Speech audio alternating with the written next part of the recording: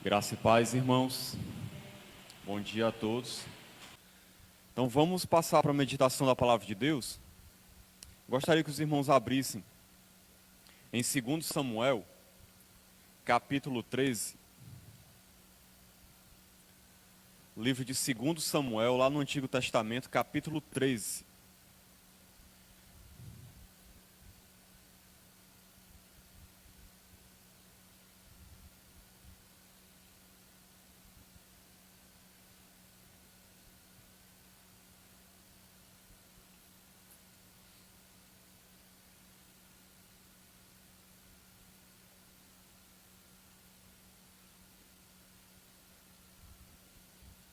Nós vamos meditar a respeito da família de Davi, de como Davi criou seus filhos. O tema da nossa mensagem é como deve ser o relacionamento entre um pai e um filho. Nós vamos tomar como exemplo a vida de Davi.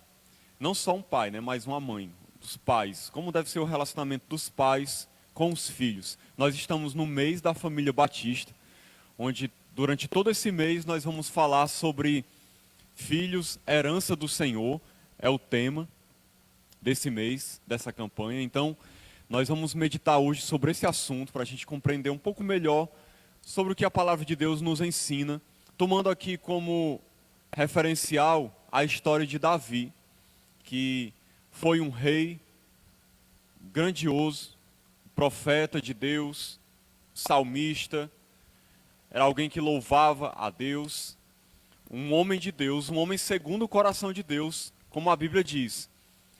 Mas nós vamos ver que, como pai, ele teve algumas falhas, teve problemas sérios na sua família, e nós vamos aprender com os erros dele, para que a gente não cometa os mesmos erros, para que a gente possa ter um relacionamento o mais saudável possível com os nossos filhos.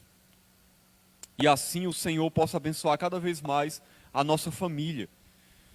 Vamos ver aqui 1 Samuel, ou 2 Samuel, capítulo 3. Eu vou ler alguns versículos só, mas eu vou contar a história que está no capítulo 13 até o 15 aproximadamente. Mas nós vamos ler aqui a partir do 1, quando diz assim a palavra de Deus. Tinha Absalão, filho de Davi, uma formosa irmã, cujo nome era Tamar. Tamar era filha do mesmo pai e da mesma mãe, certo? Era irmã de Absalão completamente, não era uma meia-irmã. Já Aminon, que vai falar aqui no resto do versículo, Aminon, filho de Davi, se enamorou dela. Ele se apaixonou pela sua própria irmã. No caso, ela era meia-irmã de Aminon, certo? Para os irmãos poderem compreender. Angustiou-se Aminon por Tamar, sua irmã, a ponto de adoecer, pois sendo ela virgem, parecia-lhe impossível fazer-lhe coisa alguma. Tinha, porém, Aminon um amigo cujo nome era Jonadab, filho de Simeia, irmão de Davi.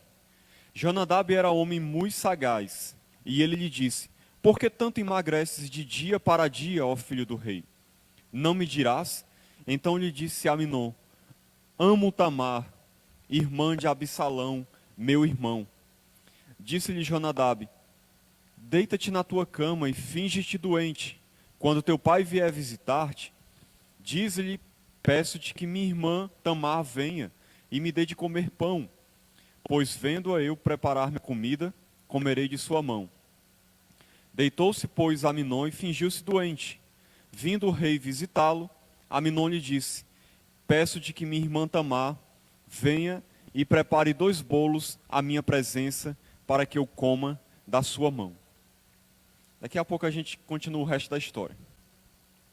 Então, meus irmãos, nós vemos aqui que a história começa relatando sobre os filhos de Davi, Absalão e Tamar e Aminon.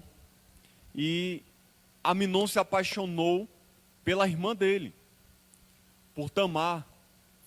Uma paixão lasciva, uma coisa carnal mesmo. E algo que era proibido pela lei. A lei de Moisés não permitia esse tipo de relacionamento. Alguém pode até se perguntar, mas no passado, Abraão não era casado com Sara, que era sua meia-irmã. Isso não significa que isso foi aprovado por Deus. Não era a vontade de Deus esse tipo de relacionamento. Deus tolerou em certo momento da história, mas não era a vontade dele que fosse dessa maneira. Nós vemos lá em Levítico 18, 11, que diz assim: não descobrirás a nudez da filha da mulher de teu pai, gerada de teu pai, ela é tua irmã. E lá no versículo 29 diz: todo que fizer alguma destas abominações serão eliminados do seu povo. Então era algo abominável esse sentimento de Aminon pela sua irmã. Mas ele estava tomado por isso. E ele vai tomar conselho com um amigo, como nós vemos aqui na história, chamado Jonadab, que era seu primo. E este homem, usado pelo diabo, só pode ter sido, aconselhou ele a armar uma armadilha para poder seduzir a sua irmã e, na verdade, forçá-la, que foi o que ele fez depois, e estuprar a sua irmã. E ali ele tivesse um relacionamento com ela. Então ele se fingiu de doente, ficou acamado, para que quando Davi fosse visitá-lo, ele pudesse pedir para que Davi permitisse que Tamar fosse servi-lo.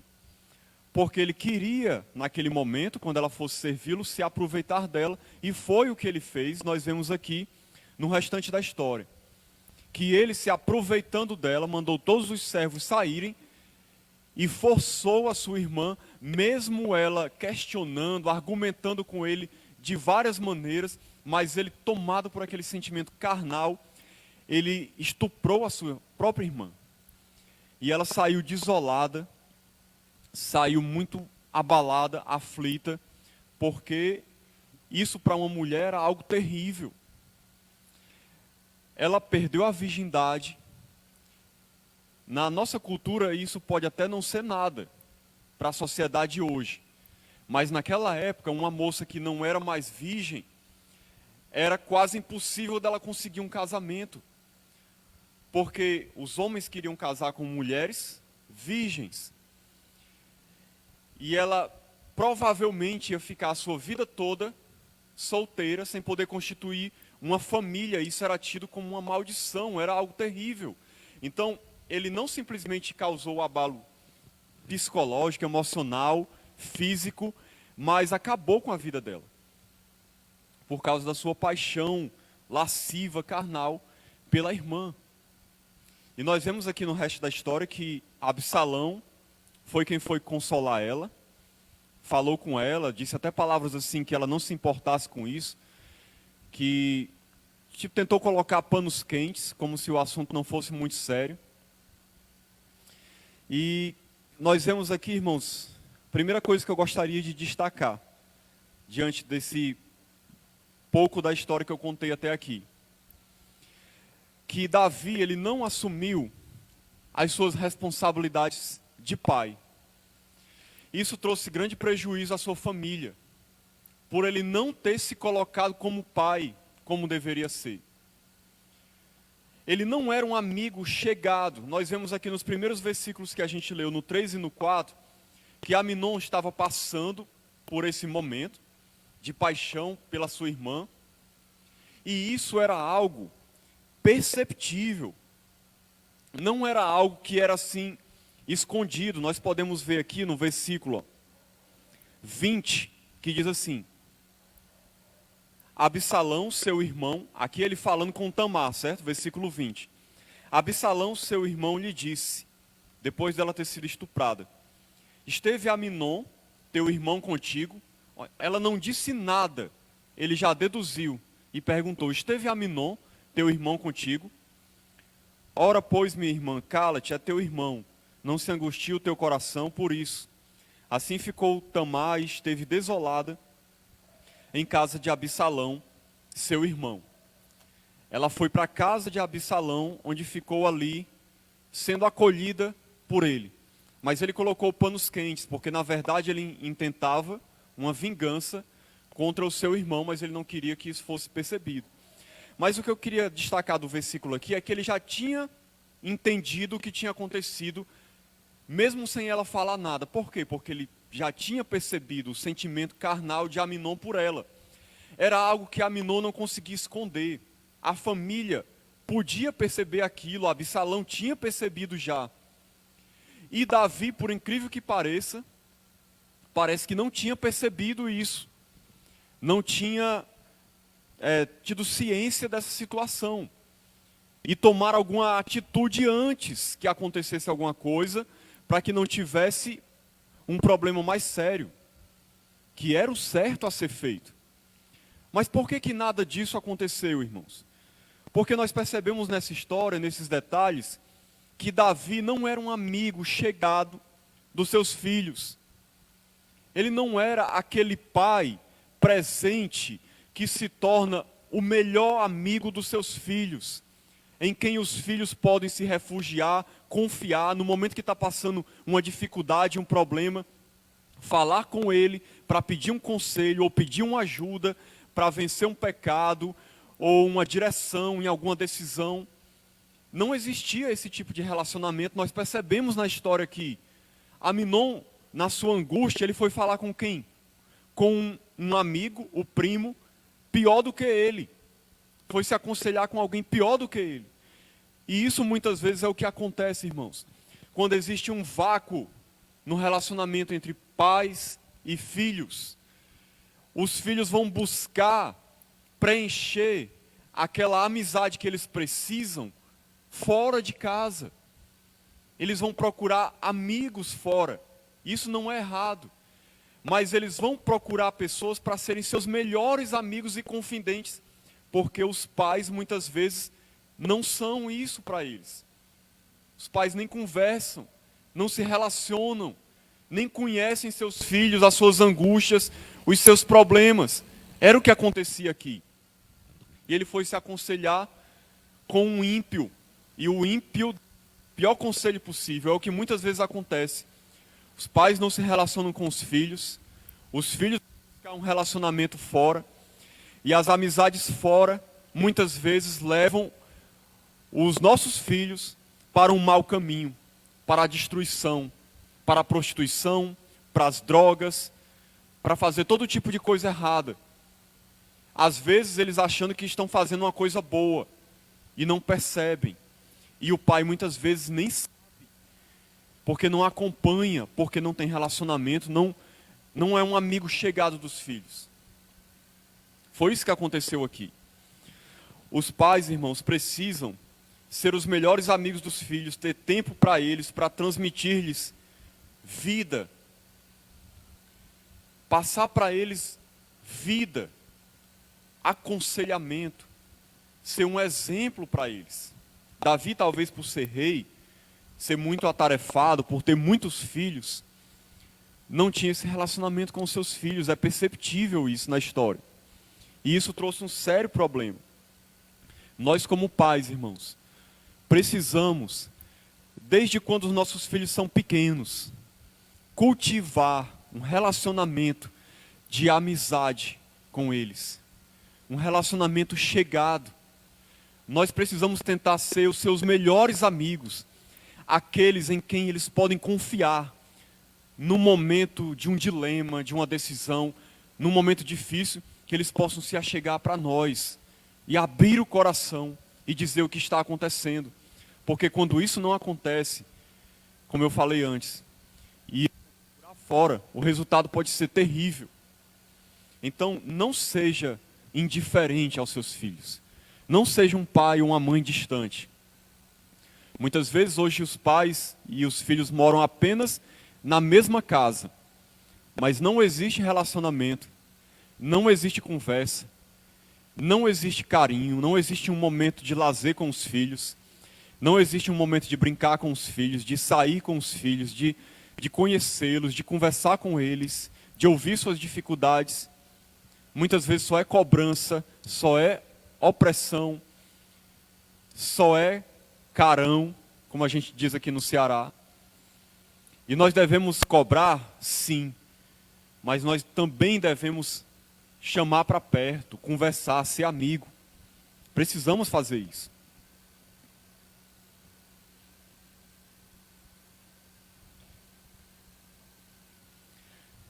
Nós percebemos aqui na história também que Davi não confrontava seus filhos, nem os disciplinava adequadamente. Lá em Provérbios 29:17 diz assim: corrige o teu filho e te dará descanso, dará delícias à tua alma. Ou seja, se você disciplina e corrige o teu filho, ele vai dar descanso para você. Em que sentido? De não trazer problemas, de não trazer dificuldades. Porque a disciplina, a correção, tem esse poder de colocar o filho no caminho certo. Mas quando não há correção nem disciplina, quando os filhos andam e vivem como bem entendem, e fazem o que querem e não tem consequência nenhuma, pode ter certeza, a possibilidade dele se tornar uma pessoa má, como cidadão na sociedade, um filho rebelde, um filho que não respeita os pais quando chegar na adolescência e na idade adulta.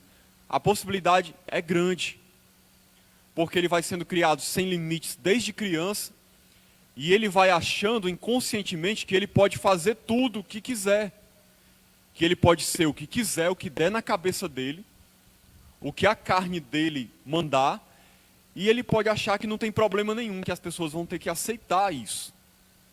E se você criar o seu filho desse jeito, ele vai chegar na sociedade aí fora, achando que ele pode fazer o que quiser. Só que ele vai perceber que não é assim quando ele chegar lá fora. Porque existe polícia, porque existe juiz para punir quem é criminoso, quem pensa que pode fazer o que bem entende. Então a correção e a disciplina, irmãos, começa em casa. É na família que os pais corrigem os filhos para que eles se tornem homens e mulheres de Deus, cidadãos de bem, pessoas que vão ser uma bênção para a sociedade, que vão compreender o que é obedecer regras, o que é ser obediente, o que é ter respeito, o que é ter consideração para com quem está em autoridade. É na família que se aprende isso. E Davi falhou muito nisso. Nós vemos que Aminon estuprou a irmã, mas não sofreu nenhuma punição, nem sequer uma repreensão de Davi. A única coisa que aconteceu é o que está lá no versículo 21, que diz assim: ouvindo o rei Davi todas estas coisas, muito se lhe acendeu a ira. É a única coisa que acontece. Ele ficou irado, ele ficou furioso, mas nada aconteceu. Aminon não recebeu correção nenhuma, nenhum tipo de disciplina, nada. Ele continuou vivendo a vida dele como se nada tivesse acontecido. Imagine um filho estuprar a própria irmã e simplesmente ficar por isso. Isso era a grande revolta de Absalão. Absalão começou a nutrir uma mágoa e uma revolta enorme para com Davi, porque Davi não fez nada com Tamar. Quem consolou a irmã foi Absalão, não foi Davi. Foi Absalão que consolou a irmã. É o que o texto mostra. E ele começou a nutrir uma raiva, um ódio pelo seu irmão, de querer puni-lo, porque ele não foi punido de maneira nenhuma. Então, pela falta de punição e disciplina, começou a ser gerado um transtorno enorme dentro da família de Davi. Um ódio e um rancor no coração de Absalão. Ele estava certo por isso? Não. De maneira nenhuma. Não justifica. É claro que o certo seria ele tentar agir de outras maneiras. Não nutrir ódio e raiva e mágoa no seu coração. Não era o certo isso. Mas ele não conseguiu se controlar. Não teve domínio próprio e foi sendo tomado por isso. E uma tragédia maior ainda estava por vir por causa disso. Dessa falta de correção e disciplina. Quando eu falo de disciplina, irmãos, é preciso a gente compreender o seguinte: o que significa disciplina? É só bater nos filhos? Não.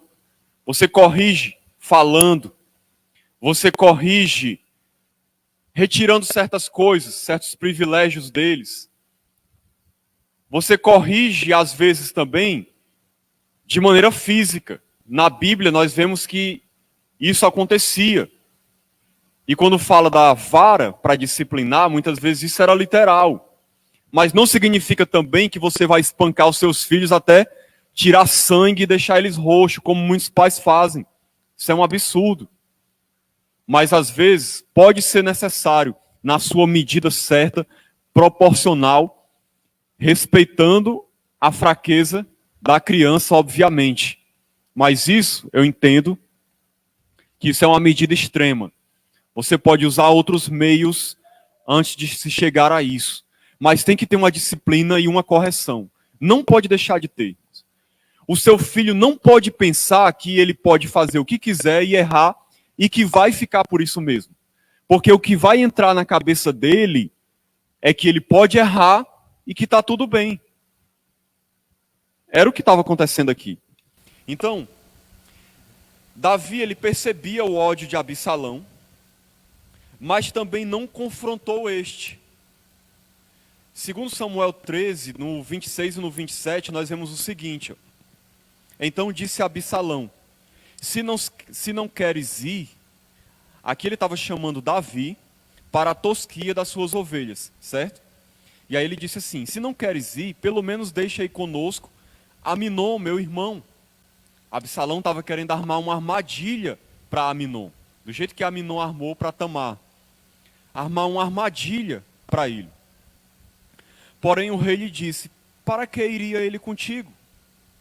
Insistindo Absalão com ele, Davi já tinha estranhado a pergunta, mas insistindo Absalão com ele, deixou ir com ele Aminon e todos os filhos do rei. Ele percebeu algo estranho, então ele fez o quê? Não mandou só Aminon, mandou todos os filhos do rei, talvez pensando assim, se todos os meus filhos estiverem lá, não vai acontecer nada. Então veja só, ele não tomava atitude, ele não corrigia, ele não disciplinava, ele percebia que tinha algo errado no coração de Absalão, que ele estava nutrindo ódio, desejo de se vingar, e ele simplesmente não tomava atitude. Sabe aquele tipo de pessoa que vê o problema e vai empurrando para baixo do tapete, tipo pensando assim, não, isso aí vai se resolver sozinho. Isso aí se resolve. Uma hora ou outra vai passar. Irmãos, problema é para ser resolvido. Problema não se resolve sozinho. Problema, o que acontece muitas vezes é que ele vai aumentando de tamanho se você não resolve. Você tem que cortar o mal pela raiz. Se você percebe alguma coisa errada na sua casa, com seus filhos, chame logo para conversar. Não tem esse negócio de fazer vista grossa e pensar, não, ele vai ficar bem. Tá tudo bem. Com o tempo ele entende. Isso aí passa. Não. Chame, converse. O que está acontecendo? Por que eu estou vendo seu semblante desse jeito? Por que você está assim? Por que você agiu assim com seu irmão? Por que está sendo desse jeito? Fale comigo. Para a gente resolver isso. E resolva. É assim que se faz no lar. Davi ou não sabia ou não queria fazer isso. Porque o que parece na história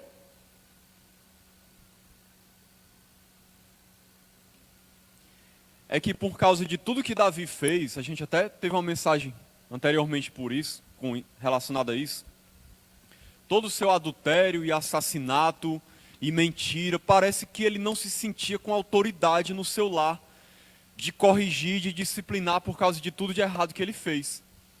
E os filhos repetindo os seus pecados, de imoralidade sexual e depois de assassinato. E parece que Davi, ele não se via como alguém com autoridade para corrigir. E era fraco como pai. E deixava o negócio correr. Então ele preferiu usar seus filhos como escudo, como a gente vê aqui. E o ódio de Absalão também era perceptível, irmãos. Todo mundo percebia. Nós vemos no versículo 32 que diz assim, não pense o meu senhor, aqui é Jonadab falando para Davi. Jonadab é o mesmo que tinha aconselhado Aminon a armar uma armadilha para Tamar. Ele diz assim: não pense o meu senhor que mataram a todos os jovens filhos do rei, porque só morreu Aminon, pois assim já o revelavam as feições de Absalão, desde o dia em que sua irmã Tamar foi forçada por Aminon. Estava claro nas feições de Absalão, todo mundo percebia o ódio que ele tinha pelo irmão. E não é possível que Davi não percebia isso, ou não queria perceber, e deixou o negócio correr frouxo. E aí o que acontece, irmãos? Nós vemos aqui que Absalão arma uma armadilha e mata o seu irmão Aminon. Assassina ele. Não diretamente. Mandou os seus servos fazer isso. Mas a responsabilidade foi dele, ele tomou para si. A decisão foi dele, ele queria ver o seu irmão morto. E armou uma armadilha e Aminon morreu. Disciplinar e corrigir, irmãos, é um ato de amor. Faça isso com os seus filhos desde crianças, para que eles não se tornem delinquentes, que acham que podem fazer tudo o que querem e que ninguém pode falar nada. Você sabe qual é a melhor maneira, não faça isso em nome de Jesus, mas qual é a melhor maneira de você fazer um filho se tornar um delinquente, um rebelde, uma pessoa horrível? Não corrija ele nunca. Deixe ele fazer o que quiser dentro de casa. Deixe ele se espernear, jogar no chão, gritar, bater nos pais, xingar, fazer o que quiser, ser rebelde, desobedecer, e não diga nada, não faça nada. Você vai ver o monstro que ele vai se tornar. É claro que ninguém vai fazer isso, de maneira nenhuma. Estou falando aqui de maneira retórica, só para a gente entender. Mas é assim que se formam os delinquentes, os rebeldes, aqueles que a sociedade não suporta, que muitos estão lá nos presídios. É desse jeito, pessoas sem pais presentes para corrigir, pessoas criadas de qualquer maneira. É claro que nem todo mundo que é criado assim se torna um delinquente, porque existe uma coisa chamada livre-arbítrio. E às vezes a pessoa não aprende em casa, mas consegue aprender algo bom fora, por incrível que pareça. E se torna um cidadão de bem, e às vezes se torna até um homem e uma mulher de Deus, mesmo os pais tendo sido omissos. Acontece também. Mas isso é exceção. Porque geralmente o que o filho aprende em casa, ele se torna aqui. Davi, irmãos, para finalizar, ele não sabia demonstrar amor para com os seus filhos. Ele era um pai indiferente. A indiferença, irmãos, eu digo que é pior do que o ódio. Porque quando você odeia alguém, tem raiva de uma pessoa, você muitas vezes ainda dá até atenção para ela, fala com ela com raiva, reclama, demonstra sua raiva. A indiferença é uma coisa horrível. Você não demonstra nem amor, nem ódio. Você simplesmente despreza. Você trata como se aquela pessoa não existisse, como se ela não valesse de nada. Você faz ela se sentir alguém que não merece, que não é digno nem de atenção, nem de palavra. E um pai indiferente para com os filhos é uma coisa terrível. Um pai que não conversa, um pai que não se relaciona, eu falo pai, mas pode ser mãe também, né? Que não se relaciona, que não anda com os filhos, que a única coisa que ele faz é colocar comida na mesa, ou cobrar porque que as coisas não estão sendo feitas, e mandar para a escola, pagar colégio, e pagar comida, pagar roupa, mas não tem relacionamento, não tem conversa. Muitas vezes tem lares hoje em dia que o filho ou a filha passa o dia todo trancado no quarto, no computador ou no celular, vivendo no seu mundo. E mesmo estando dentro de casa, não existe relacionamento. Não existe demonstração de amor, de carinho, um abraço, afeto, uma palavra de ânimo, amiga. Não há, não existe. E isso, irmãos, traz consequências terríveis. Olha, depois do assassinato de Aminon, Absalão passou 3 anos fora de Jerusalém. 3 anos. Está lá no versículo 38 do capítulo 13. Diz assim: assim Absalão fugiu indo para Jesus, onde esteve 3 anos. Então o rei Davi cessou de perseguir a Absalão, porque já se tinha consolado acerca de Aminon, que era morto. Quando Absalão voltou, e não foi nem por atitude de Davi, precisou Joabe interceder indiretamente, você percebe na história aqui, interceder para Absalão voltar, e não foi Davi que fez isso. Foi Joabe que intercedeu para Absalão voltar depois de 3 anos. Se Davi já tinha decidido que não ia punir o seu filho com a morte, porque o que ele merecia era a morte. Mas vamos supor que ele tivesse entendido que Deus ia poupá-lo, assim como poupou a ele mesmo, por ele ter assassinado. Deus foi gracioso e o perdoou, mas alguma consequência tinha que ter tido, alguma coisa. Mas Davi simplesmente não fez nada.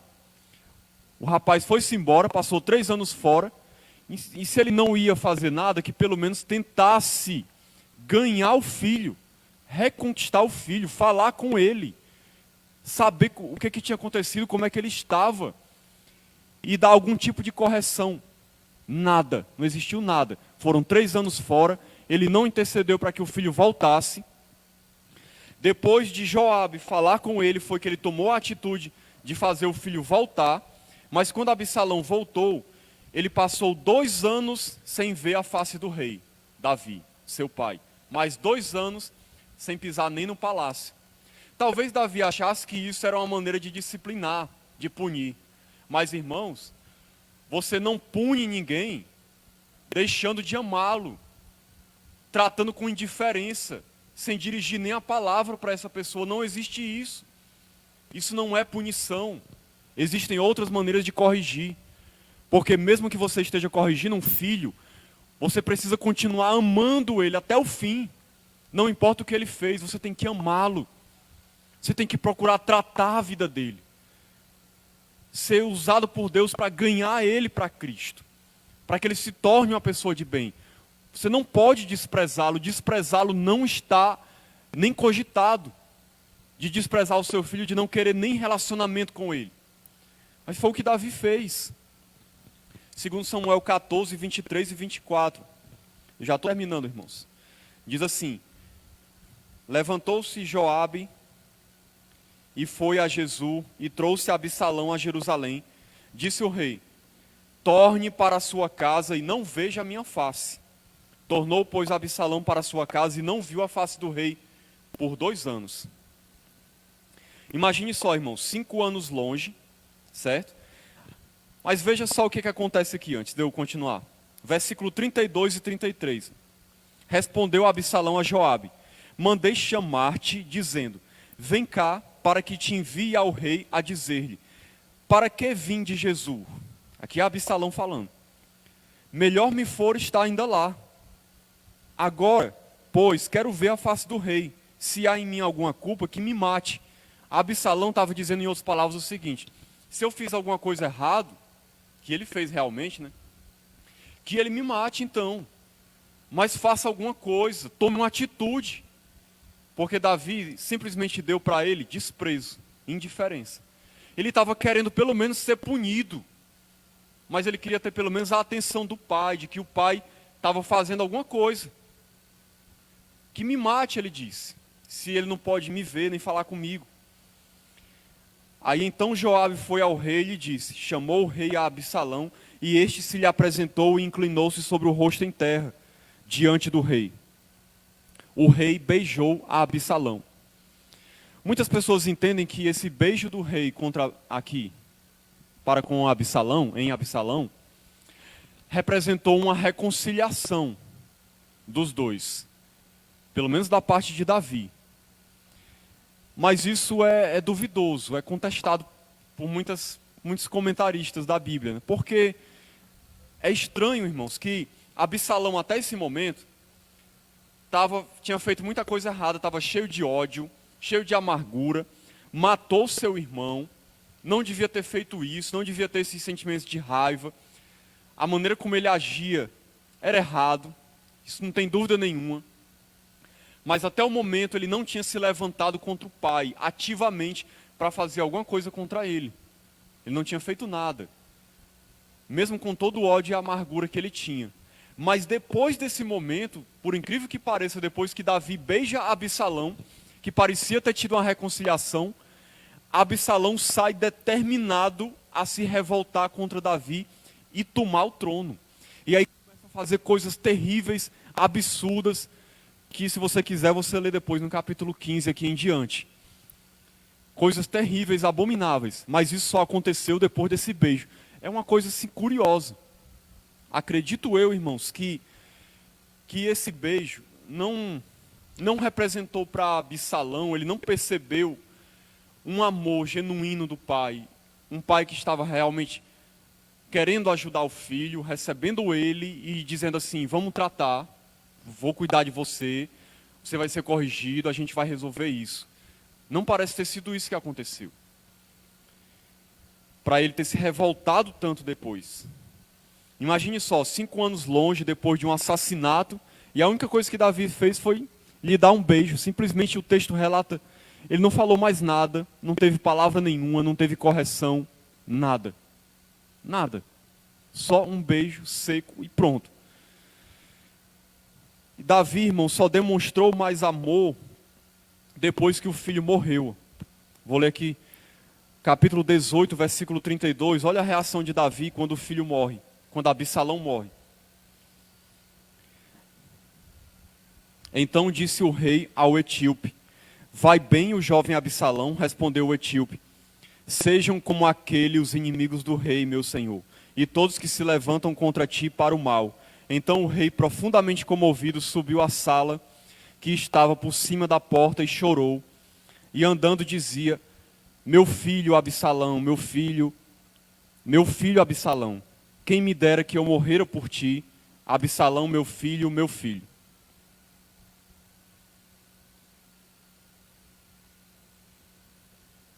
Eu acho triste isso aqui, irmãos, porque só depois que o filho morre, é que nós vemos Davi falando que amava o filho, chorando por ele, demonstrando afeição. Irmãos, que a gente nunca caia nesse erro. Não deixe para amar seus filhos depois que eles já se perderam. Que eles já se perderam. Ou na vida, ou morto. Ame seus filhos hoje. Hoje. Desde criança, enquanto eles são pequenos. Demonstre amor. Fale. Abrace. Providencie tudo que eles precisam. Cuide deles, converse com eles, trate seus problemas, corrija. Ame enquanto eles estão aqui com você. Eles são herança do Senhor. Deus te deu para você cuidar deles. Então cuide com amor e dedicação enquanto é possível. Porque senão vai chegar o dia em que você vai se arrepender de não ter amado. De não ter dito, meu filho, eu te amo, você é importante para mim. Eu quero cuidar de você. Porque senão você vai chorar como Davi, amargando, depois de não poder fazer mais nada. Isso é terrível, irmãos. Então que a gente possa amar os nossos filhos hoje. Porque eles são herança do Senhor para nós, para que a gente cuide deles da maneira como eles devem ser cuidados. Então que Deus nos abençoe em nome de Jesus. Amém.